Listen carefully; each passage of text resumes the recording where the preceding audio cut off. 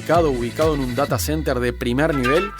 Ingresá a netui.net y te asesoraremos para que elijas el mejor servidor para tu empresa. Con Netui, crece en Internet. Las videollamadas se volvieron parte de nosotros. Hacemos videollamadas porque queremos estar cada vez más cerca. En SWAT innovamos para estar contigo. Ahora podés hacer uso de la app de videoconsultas para que puedas resolver tus dudas cuando lo necesites, con la confianza y calidez de siempre. Bajate la app gratis en Google Play o Apple Store. Afiliate por el 2711-0711 o entra en swat.com.uy. Y ahora también en cualquier local de Red Pagos. SWAT, contigo. Con todo. Cobertura parcial de asistencia médica. Radio Nacional. 11:30 AM. Primeros en escucharte. Radionacional.com.uy. Formando una ciudadanía libre y democrática. Libertas. www.libertas.uy. Presenta En Dónde Estamos. Un periodístico libre y democrático. De lunes a viernes, a partir de las 10 a.m.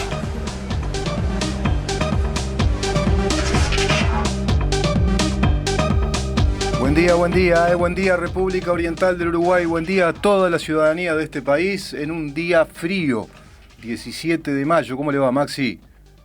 Lo veo bien abrigado, ¿eh? Lo veo estilo astronauta casi, sí, prácticamente, ¿no? O cosmonauta, ¿no? Dirían los soviéticos, y los norteamericanos astronauta. Bueno, venimos con varios temas para compartir con ustedes. Antes les digo que estamos en Radio Nacional, por supuesto, 11:30 AM, también por Facebook, estamos en ¿Dónde estamos? En ¿Dónde estamos? Ese es nuestro nombre, nuestro título, nuestro dominio de Facebook. También en nuestro canal YouTube, mira en dónde estamos, pero lo que puedas ver en nuestro canal YouTube es lo que luego se edita y se sube al mismo. Ahí tenemos una amplia grilla de programa ya, prácticamente del curso de lo que va del año. Por otra parte les digo que hoy 17 de mayo, Día Internacional de Internet, hay mucha actividad en nuestra propia web que es www.libertas.uy. Día Internacional de Internet, imagínense que Internet vino a cambiarnos la vida, ¿no? Cambió el mundo.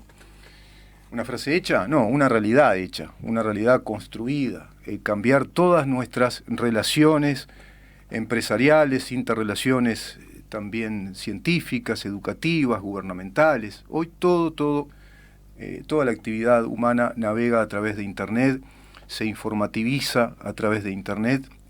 Bueno, hay mucha información respecto a ese tema en nuestra página web, dado que además nuestra organización Libertas está muy vinculada al mundo de la informática, al mundo de Internet, y precisamente ahí se desarrollan actividades que tienen que ver con artículos determinados, información, periodismo por Internet, columnistas, y también ya proyectadas actividades que tienen que ver con la realización de foros, convenciones, clases virtuales, todo eso que hoy es el ABC en Internet. Así que te recomiendo que ingreses a esa página, incluso hay mucha información sobre este día, hay una cronología histórica sobre el inicio de Internet, cómo surgió y lo que impactó en el mundo en aquel entonces y las distintas etapas de esta hiperrevolución tecnológica. Todo eso lo encontrás en www.libertas.uy, que es la web de nuestra organización Libertas, organización que a su vez concibe y concebimos y desarrollamos este programa que se emite por CX30 Radio Nacional. ¿Qué tema de las movilizaciones? Los reclamos alarmistas que escucho sistemáticamente desde el PIT-CNT. Hoy escuchaba notas a Pereira, Fernando Pereira, secretario de PIT-CNT, hablando de la pobreza en Uruguay, de la generación de pobreza y de que ese paro del 17 de junio es con motivo de la, digamos que, prodigación de ollas populares y de una incrementada pobreza que se está generando en el Uruguay. Cuando yo escucho esas cosas digo, parece mentira, ¿no? Que se hable en términos de lo que podría ser el resultado estadístico de un proceso determinado de gobierno, vale decir, un mapa de 5 años de gobierno. Se sabe en ciencia estadística que vos no podés marcar datos como definitivos o categóricos en procesos muy cortos, inclusive a nivel, lo vemos, de pandemia. Hoy podés evaluar el tratamiento de la pandemia en nuestro país, también en el mundo, pero vamos a nuestro país, después de que ya han transcurrido 15 meses, y ahí tenés un mapa determinado. Seguro vamos a tener otro mapa, mucho más fiel del proceso en sí, cuando se cumpla este año. Y así sucesivamente, no respecto a pandemia, obviamente, esperemos que esto termine en cuestión de 2-3 meses, aunque no creo, ¿no? Pero lo mismo sucede en cuanto a la gestión de un gobierno.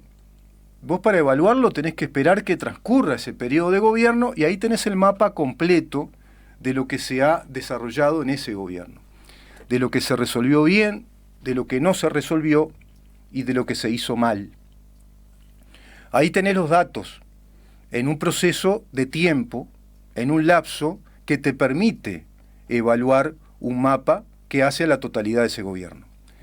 Pero en 15 meses, bajo la anormalidad de una pandemia, hablar de generación de pobreza, de ir a paros, de ir a un paro general, es realmente un despropósito y una suerte de absurda práctica, yo ya no te diría sindical, sino ideológica. Lo estamos viendo en el continente, donde se exacerban las movilizaciones. Si bien los motivos, las causas primeras pueden ser muy legítimas, lo comentábamos el otro día, luego se exacerban a nivel de climas de violencia, a nivel de movilizaciones permanentes, que empiezan a trancar toda posibilidad de gobiernos en un clima de paz nacional y de cierta razonabilidad en lo social.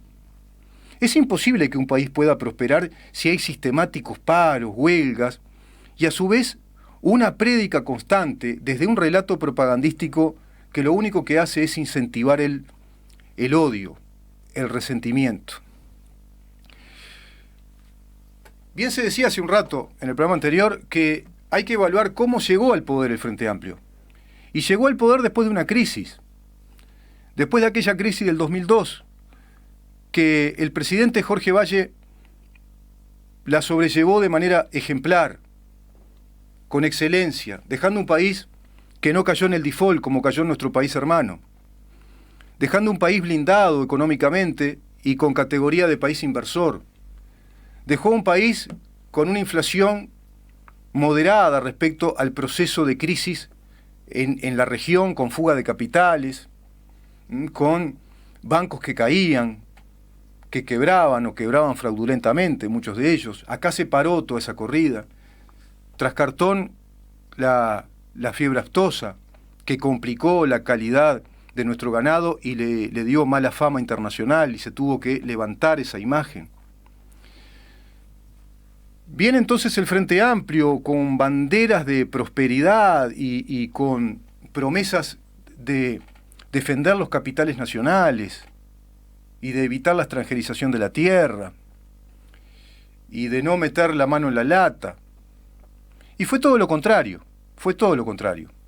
Y ahí sí podés evaluar con total certidumbre, o sacale el total, con certidumbre, ¿qué pasó en 15 años consecutivos de un gobierno? Fíjate qué mapa tenés, ¿no?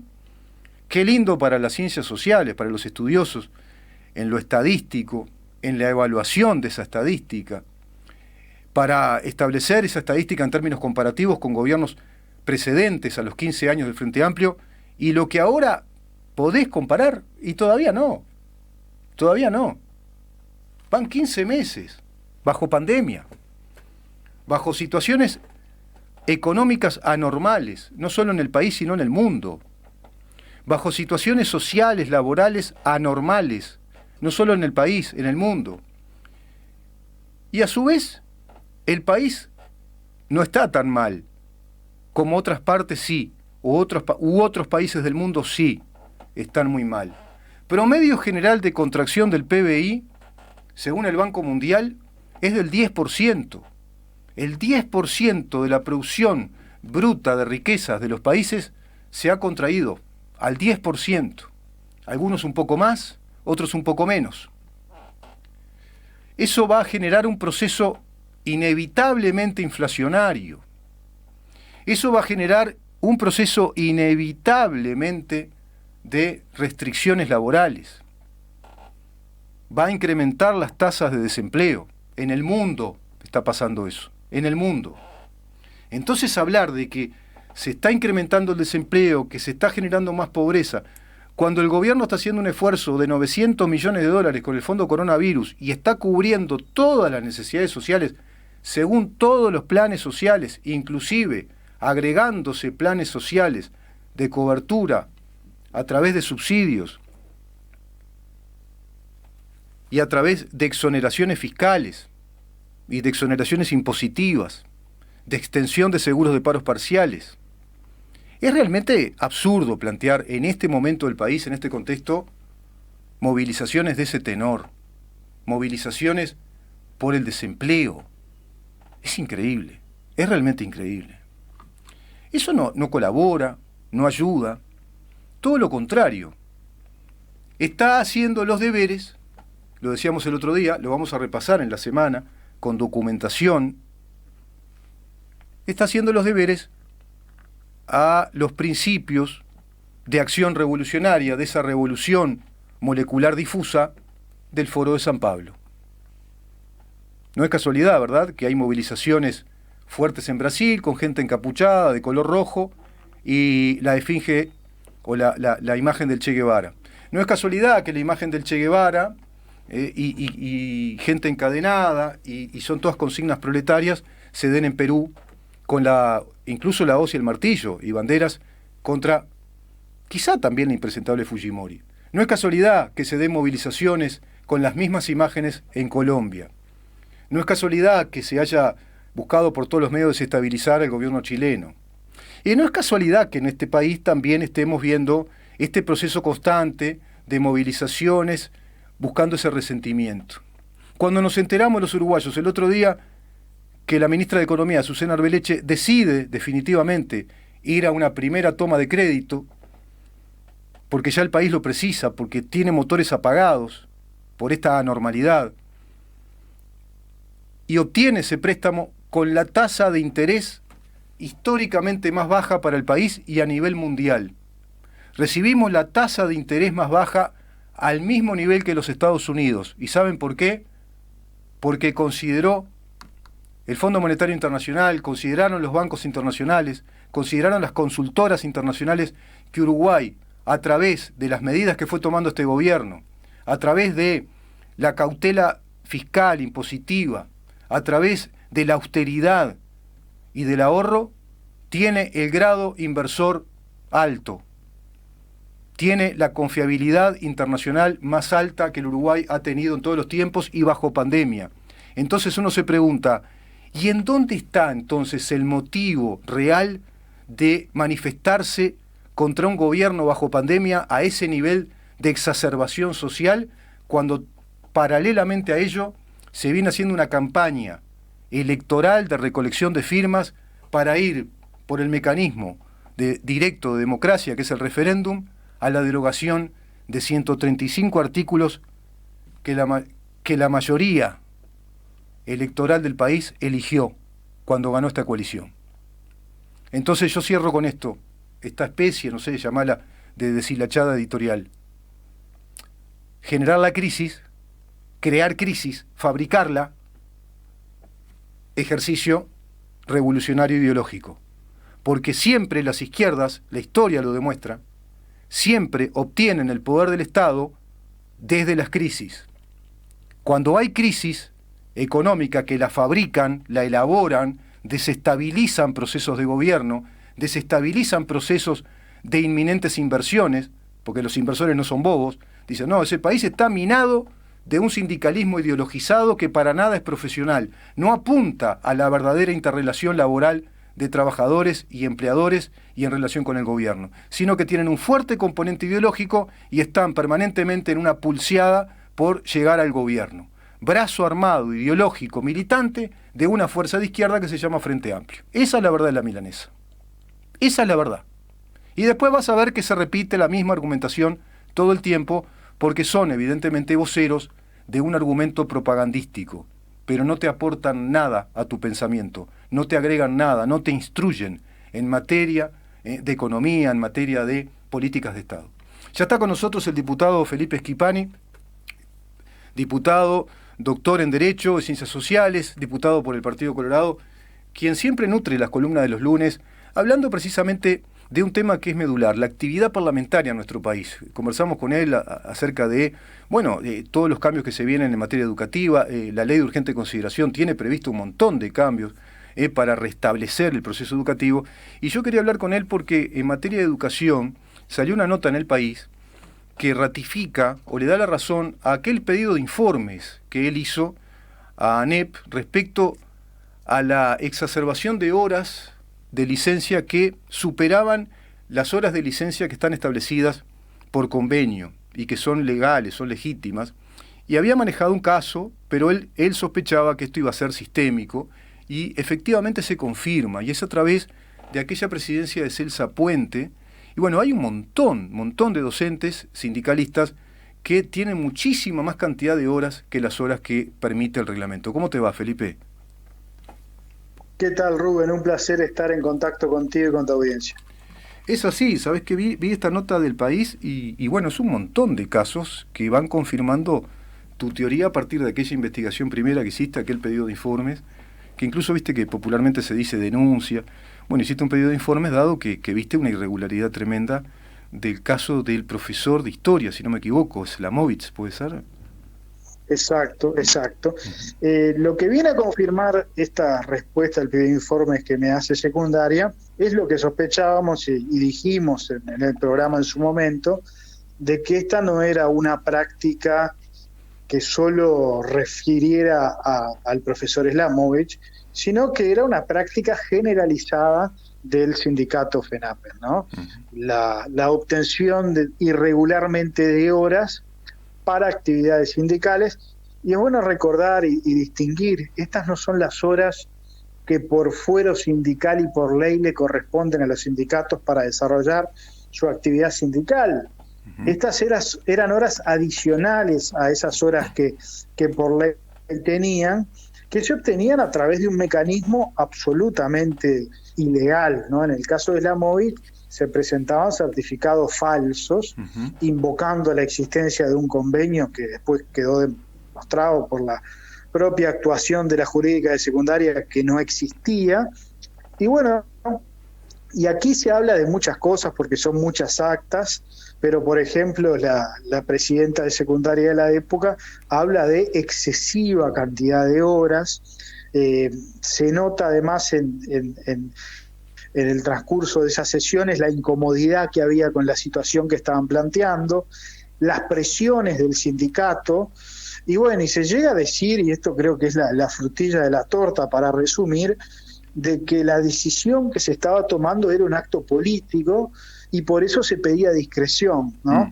Y después se agrega, en algo que realmente es insólito, de que no trasciende esa información.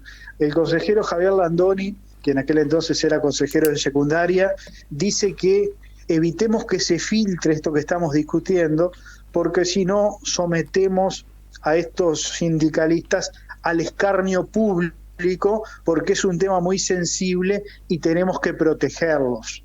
O sea, esa era la tónica con la que actuó Secundaria, lo que evidencia además, Rubén, la connivencia, la complicidad que había entre las autoridades de Secundaria y el sindicato de profesores. Y el efecto de esto, ¿cuál es? Bueno, acá hubo miles, no podemos cuantificarlo porque no accedimos a esos listados y esas resoluciones, miles de estudiantes que se quedaron sin clase. Claro.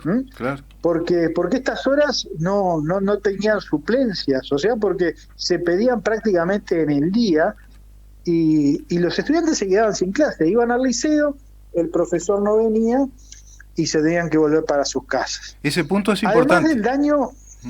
Además del daño patrimonial que se le generaba a la propia secundaria, que pagó horas que no se trabajaron, ¿no? Claro.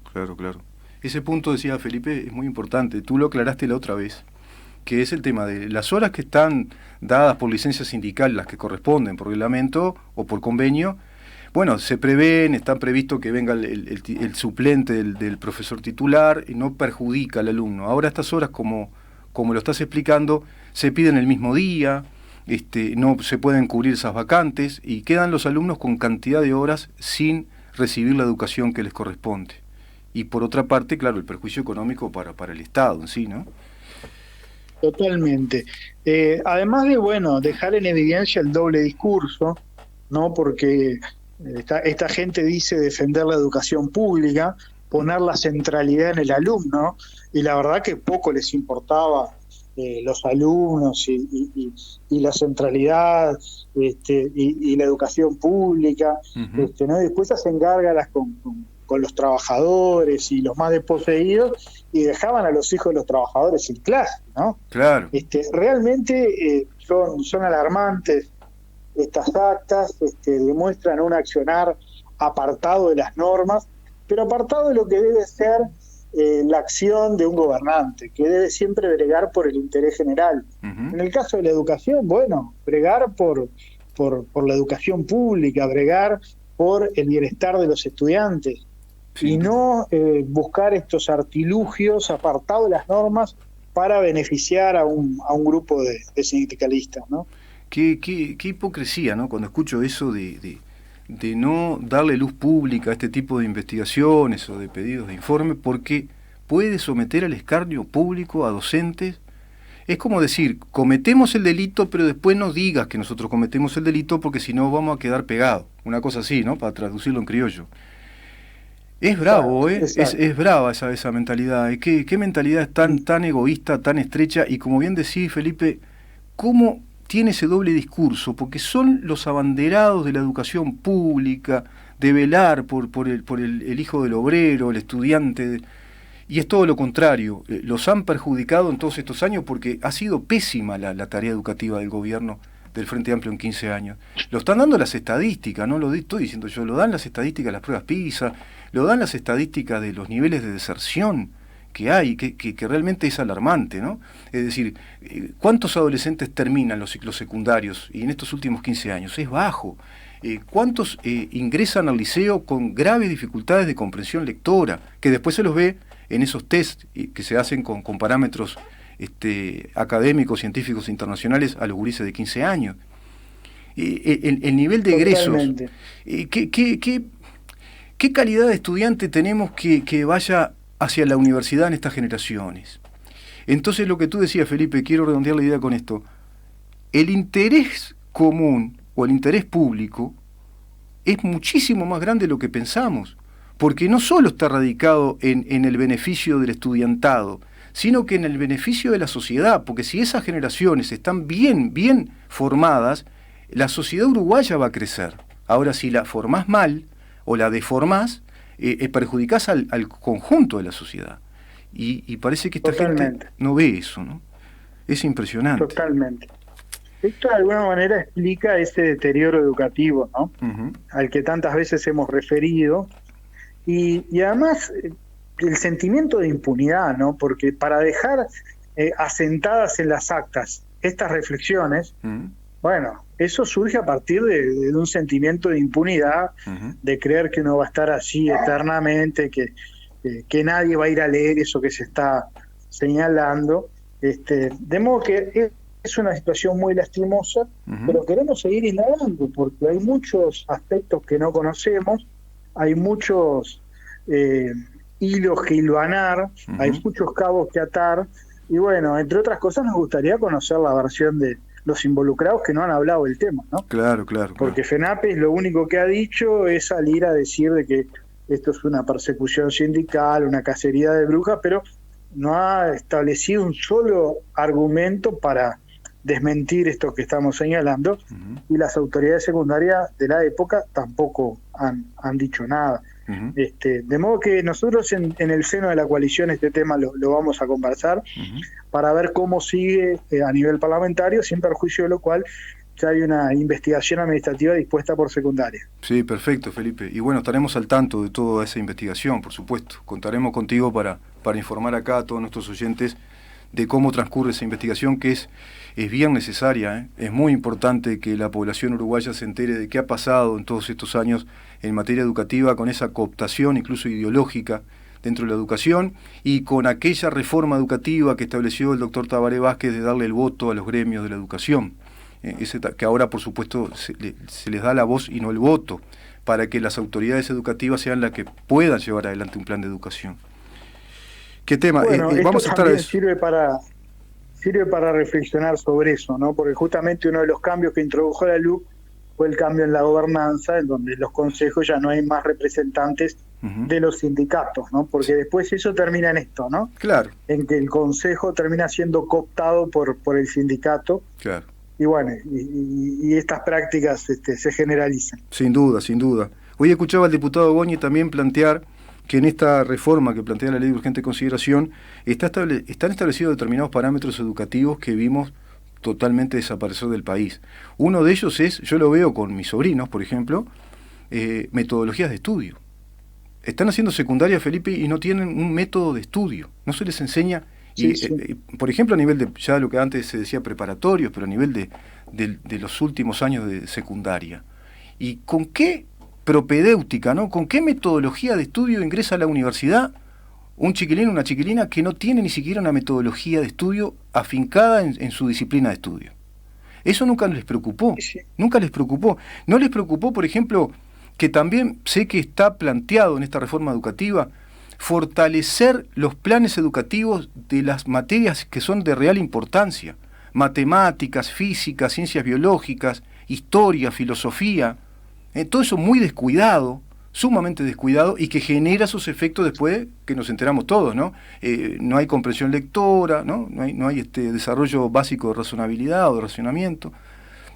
¿Qué tema, eh? Terrible. Vamos a seguir con eso, Felipe, y seguro tú nos darás los informes de cómo va esa investigación. Te agradezco una vez más. Te agradezco mucho, Rubén. Buen día. Hasta el lunes. Hasta el lunes. El diputado Felipe Schipani, doctor en Derecho y Ciencias Sociales, integra la Comisión de Educación de la Cámara de Diputados y siempre charla con nosotros los días lunes acerca de este enorme tema que es la educación en el país. Educación que entró en crisis ya hace unos cuantos años. Decía Ignacio Lula da Silva, también lo repetía después el expresidente argentino, Néstor Kirchner, hay que ser de izquierda para ser impune. Así lo decían. Y evidentemente tienen elaborado el plan para ser impunes, porque lo primero que hacen es victimizarse, como está pasando ahora. Ya es una suerte de fórmula, ¿no? Se está haciendo un escarnio público, se va contra el FENAPES. Este señor Schipani va contra el FENAPES porque está dedicado a una persecución, la victimización, y a su vez no saquen a luz todo esto que pasó porque si no nos someten a un escarnio público. Bueno, se están empezando a ver las caras, ¿verdad? Se están empezando a ver las caras. Yo estoy seguro que muchos de ustedes están ahora en su fuero interno pensando, ¿y para cuándo las auditorías?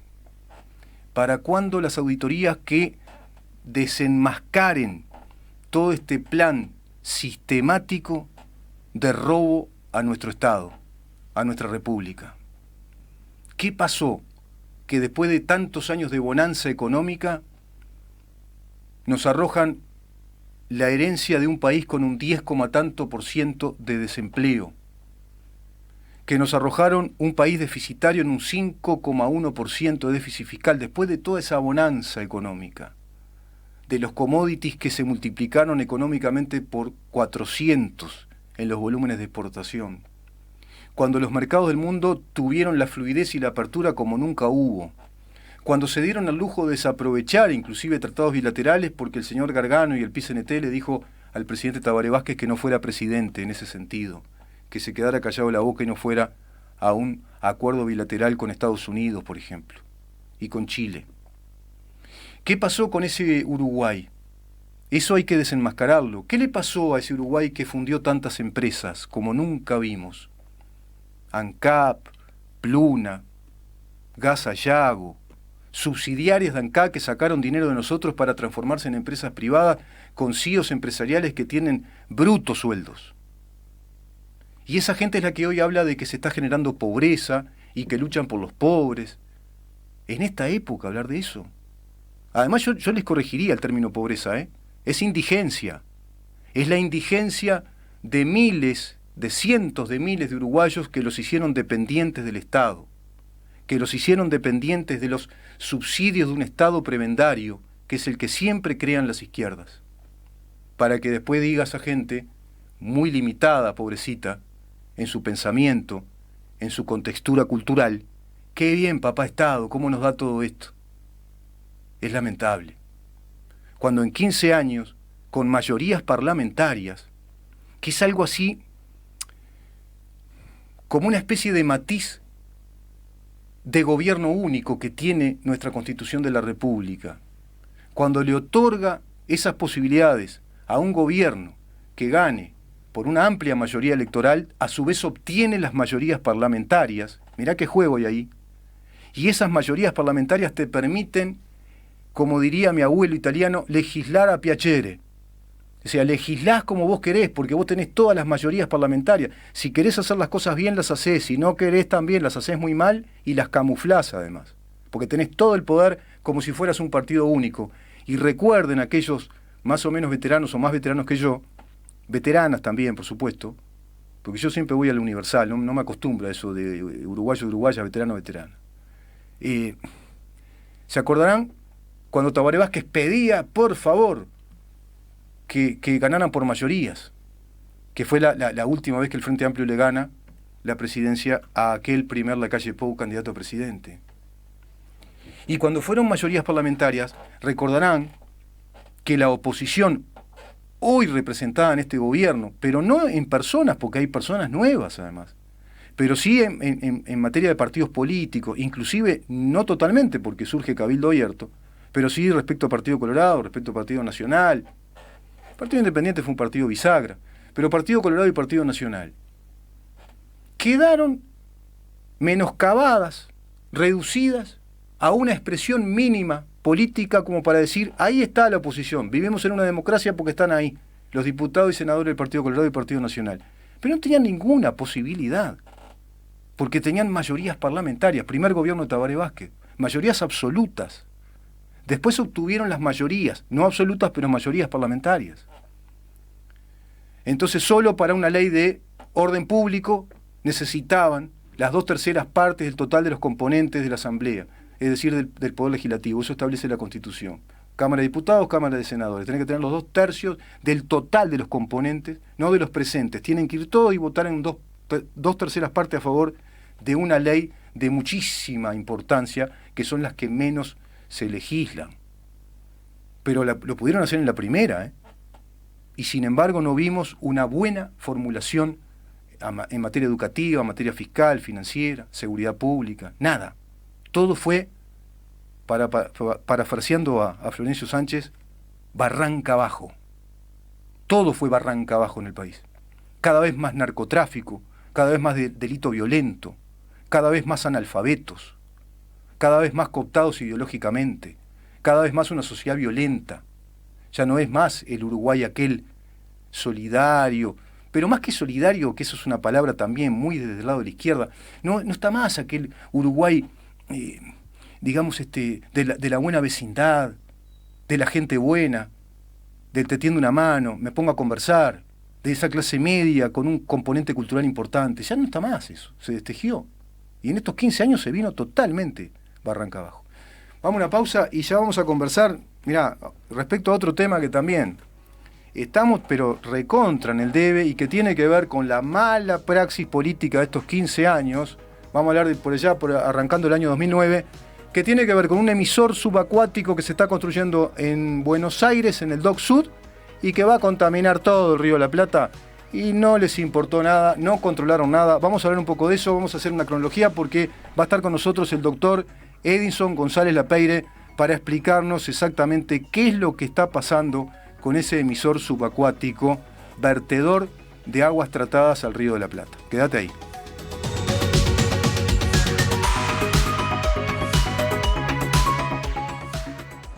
¿En dónde estamos? Es una producción de Organización Libertas.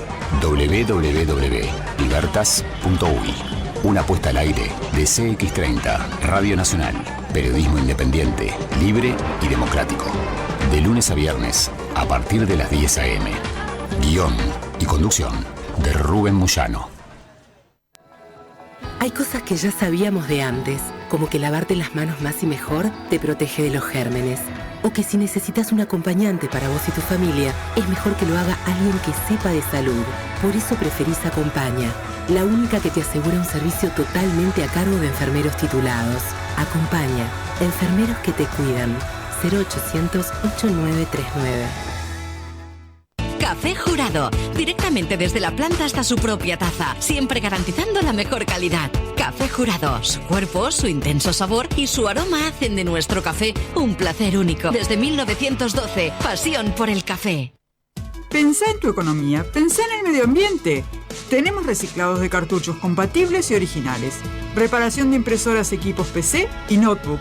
¿Dónde? En Refil Uruguay, Avenida Italia 3058, Casi Maipú. Búscanos en todas las redes sociales o en WhatsApp 092 660 500.